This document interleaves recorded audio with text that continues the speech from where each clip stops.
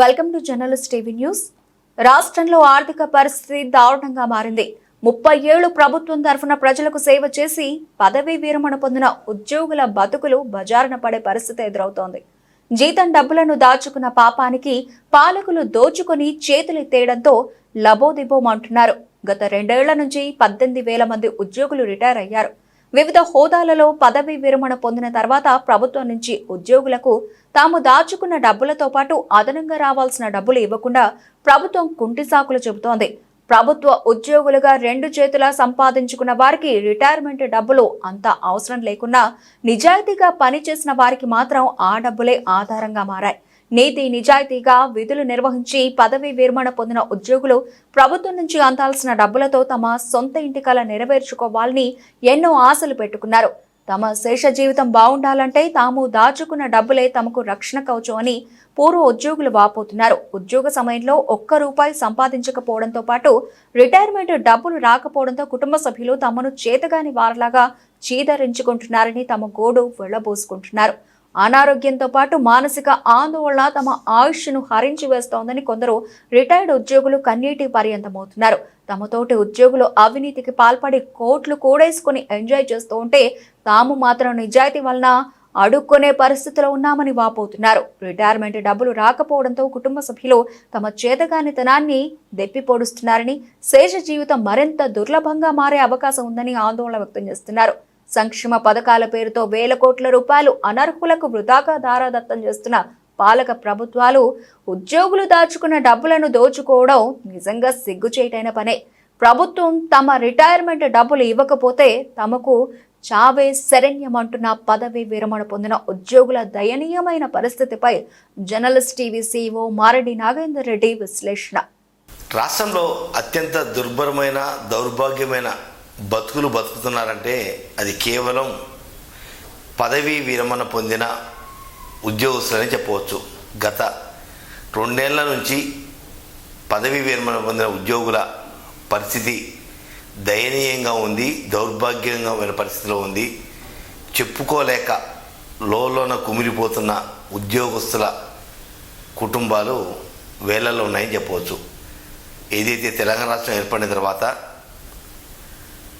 ఆర్థికంగా బలంగా ఉన్న రాష్ట్రం కాస్త అప్పుల రాష్ట్రంగా మారిపోవడంతో గత బీఆర్ఎస్ ప్రభుత్వ పాపాల పుట్ట, అప్పుల చిట్ట ఉద్యోగస్తుల పాలిటీ షాపింగ్గా మారిందని చెప్పవచ్చు. ఎందుకంటే ఉద్యోగస్తులలో 100 మంది ఉద్యోగస్తుల్ని తీసుకుంటే ఒక 70 మంది అవినీతి పరులు ఉన్నారు. మరో 20% మంది ఇస్తే తీసుకొని పనిచేసే సంతృప్తి పడేవాళ్ళు కొంతమంది ఉంటే, మరో 10% మంది నీతి నిజాయితీతోటి తమ విధులను నిర్వర్తించి పదవీ విరమణ పొందిన వాళ్ళు ఉన్నారు. అంటే ఉద్యోగస్తులందరినీ కూడా అవినీతి పరులు అని అనలేం. కానీ ఏదైతే కొన్ని లెక్కలు లేదా వివిధ శాఖల ఉద్యోగస్తులు పరిశీలిస్తే 70% పూర్తిగా అవినీతి పర్లే. వాళ్ళకి పెన్షన్ రాకపోయినా పర్లేదు, లేదా గ్రాట్యుటీ ఏదైతే రిటైర్మెంట్ బెనిఫిట్స్ రాకపోయినా వాళ్ళు హ్యాపీగా సెట్ అయిపోయారు కాబట్టి 70% మందికి సంబంధం లేదు. కానీ 20-30% ఏదైతే ఇస్తే తీసుకొని సంతృప్తి పడే వాళ్ళు 20% మంది, అసలు నీతి నిజాయితీకే నిలుడతంగా ఉన్న ఉద్యోగస్తులు రాష్ట్ర వ్యాప్తంగా 10% మంది మాత్రం పక్కాగా ఉన్నారు. ఈ 30% మంది పరిస్థితి అతి దౌర్భాగ్యంగా ఉందని చెప్పవచ్చు.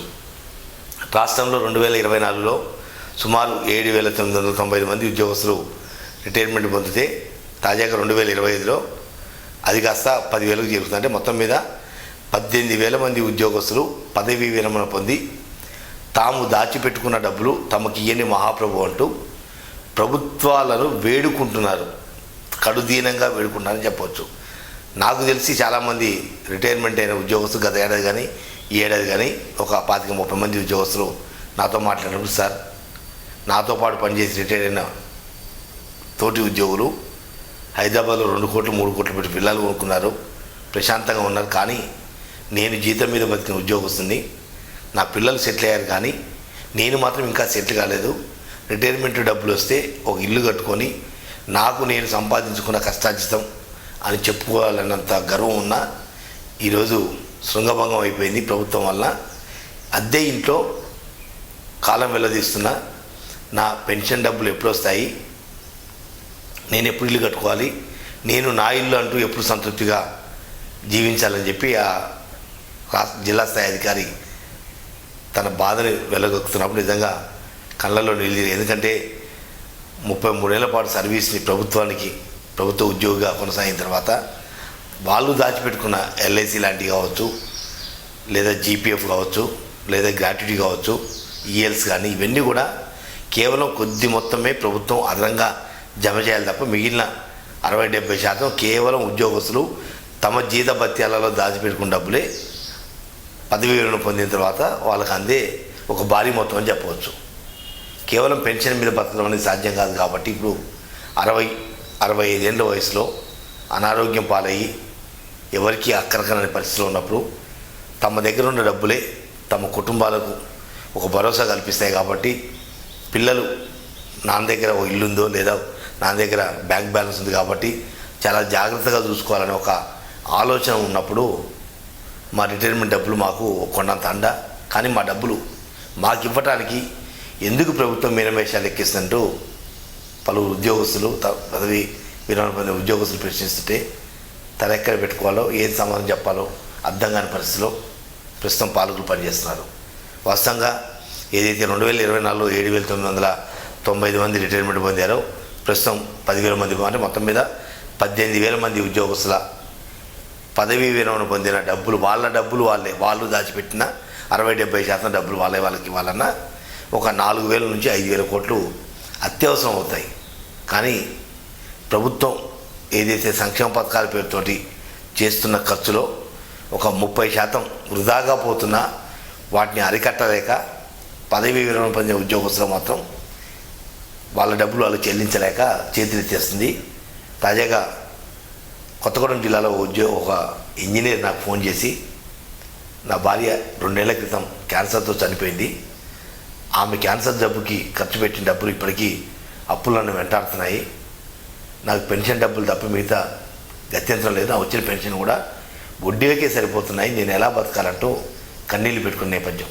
అంటే నిజాయితీకి మాకు ఇచ్చిన గౌరవం, ప్రభుత్వం ఇచ్చిన గౌరవం ఇదేనంటూ ప్రశ్నిస్తుంటే ఏం చెప్పాలో అర్థం కాలేదు. ఎందుకంటే అవినీతి పనులు ఎలానూ మీరు ఇచ్చే 60-70 లక్షలు వాళ్ళకు పెద్ద లెక్క కాదు, ఆల్రెడీ కోట్లలోకి వెళ్ళిపోయారు కాబట్టి అది క్రైటీరియా కాదు వాళ్ళకు. కానీ నిజంగా నిజాయితీగా పనిచేసి ప్రభుత్వ ఉద్యోగస్తులుగా ప్రభుత్వం నుంచి జీతం తీసుకున్న వ్యక్తులు ఎవరైతే ఉన్నారో ప్రజలకు సేవ చేయాలని ఒక తపన పడి 33 ఏళ్ళ సర్వీస్లో ₹1 కూడా ముట్టిన ఉద్యోగస్తులు ఒక 10% మంది వాళ్ళ బతుకుల్ని ఎలా మార్చాలో ఒక్కసారి పాలకులు ఆలోచించాల్సిన అవసరం ఉంది. ఎందుకంటే ఉద్యోగస్తులందరూ అవినీతి పనులు కాదు, అలా అని చెప్పి ఉద్యోగస్తులందరూ కూడా నీతి పనులు కాదు. కానీ నీతి నిజాయితీతోటి 33 ఏళ్ల పాటు సర్వీస్ చేసి కేవలం జీతం భత్యాలతోటి కుటుంబాన్ని పోషించుకొని పింఛన్ డబ్బుల కోసం కళ్ళు కాయలు కాసేలా ఆశపడుతున్నా, తమ డబ్బులు తమకు ఇవ్వనట్టు ఆవేదన వ్యక్తం చేస్తున్న రిటైర్డ్ ఉద్యోగస్తుల కష్టాలని ఒక్కసారైనా ముఖ్యమంత్రి రేవంత్ రెడ్డి పరిశీలించాలి. ఏదైతే 2024-2025లో రిటైర్ అయిన 18,000 మంది పదవీ విరమణ పొందిన ఉద్యోగస్తుల జీతభత్యాల విషయంలో ఒక క్లారిటీ ఇచ్చి ప్రతి నెల కొంత మొత్తంలో ఒక 5,000 కోట్లు అనుకున్నప్పుడు పెద్ద కష్టమైన పని కాదు. ఇప్పటికే కొన్ని పథకాలు జంపు జిల్లా లెక్క గొడమి పిల్లి బాటం లెక్క వెళ్ళిపోయిన నేపథ్యంలో కొంత ఆదాయ వనరులు ఉన్నాయి కాబట్టి ఏదో ఒకటి చేసి పదవీ విరమణ పొందిన ఉద్యోగస్తుల దాచిపెట్టుకున్న డబ్బులే మనం అదనంగా ఇచ్చేది కేవలం 35-40% గ్రాట్యుటీ లాంటివి తప్ప మిగిలిన డబ్బులని ఎల్ఐసి కానీ జీపీఎఫ్ కానీ ఈఎల్ సంబంధించిన మొత్తం ప్రతి డబ్బు కూడా ఉద్యోగస్తులు తమ జీతంలోంచి దాచిపెట్టుకున్న డబ్బుల్ని తిరిగి ఇవ్వలేని పరిస్థితి, దౌర్భాగ్యమైన పరిస్థితి రాష్ట్ర ప్రభుత్వం మీద ఉందంటే నిజంగా ఆర్థిక వ్యవస్థ ఎంత చిన్నాభిన్నమైంది. ఎవరి ఇష్టానుసారం వాళ్ళు ఖర్చు పెట్టుకొని ఎవరికి వాళ్ళు వేల కోట్ల రూపాయల సంక్షేమ పథకాలు పెట్టి ఓట్ల కోసం కుప్పిగంతులేస్తున్న పాలకులు ఇప్పటికైనా కళ్ళు తెరవాల్సిన అవసరం ఎంతైనా ఉంది. ఇప్పటికే కొంతమంది పదవీ విరమణ పొందిన ఉద్యోగులు కోర్టును ఆశ్రయించారు. మరి కొంతమంది చెప్పే మాట ఏంటంటే, మేము బలవర్మణం పొందేందుకు అనుమతి ఇవ్వండి, అలా అయినా తనువు చాలిస్తాము, అప్పటికైనా ప్రభుత్వం కళ్ళు తెరుస్తా అని వాళ్ళ ఆవేదన వ్యక్తం చేస్తున్న నేపథ్యంలో ప్రభుత్వం ఏదైతే 2024 నుంచి రిటైర్మెంట్ అయిన ఉద్యోగస్తుల కేటగిరీ వైజ్గా డివైడ్ చేసుకొని ఎంతో కొంత ముందు కొంత మొత్తం సర్దుబాటు చేసి నెలవారీగా లేదా 6 నెలల 3 నెలల ఒక వాయిదాల పద్ధతిలో పెట్టి ప్రతి నెల ఒక 500-600 కోట్లు కనుక రిటైర్మెంట్ అయిన ఉద్యోగస్తులకు వాళ్ళ అకౌంట్లో జమ చేయగలిగితే ఒక 6 నుంచి 8 నెలల్లో పదవీ విరమణ పొందిన ఉద్యోగస్తుల ఏదైతే బకాయిలు ఉన్నాయో అవి పూర్తిగా తీరే అవకాశం ఉంది. కేవలం ప్రభుత్వాలు చిత్తశుద్ధి లేకపోవడం వల్లనే పదవీ విరమణ పొందే ఉద్యోగస్తులు వాళ్ళతో ఏమవుతుందిలే అనే ఒక ఆలోచనలో ఉన్నారు. కానీ వాళ్ళ మానసిక ఆవేదన అంతా ఇంత కాదు. కళ్ళెదురుగా కోట్ల రూపాయలు పెట్టి ఇల్లు కట్టుకున్న తోటి ఉద్యోగస్తుల ముందు తలదించుకునే పరిస్థితి. లాస్ట్ కుటుంబంలో కూడా నువ్వేం సంపాదించావు, నీ జీతం తప్ప అంటూ హేళన చేస్తున్న కుటుంబాల మధ్య బతుకు ఇచ్చడం కష్టంగా ఉన్న నేపథ్యంలో ముఖ్యమంత్రి రేవంత్ రెడ్డి కావచ్చు, ఆర్థిక శాఖ మంత్రి బట్టి విక్రమార్క మల్లు కావచ్చు, వాస్తవ పరిస్థితిని అంచనా వేసి వేల కోట్లు ఖర్చు పెడుతున్న నేపథ్యంలో కొంత ఒక 5%-10% వాయిదాల పద్ధతిలో ఒక 6 నెలల్లో పెన్షన్ల డబ్బులు పూర్తిగా చెల్లించే విధంగా తగు చర్యలు తీసుకోవాలని చెప్పి ఎల్ఐసి మనస్ఫూర్తిగా కోరుకుంటుంది.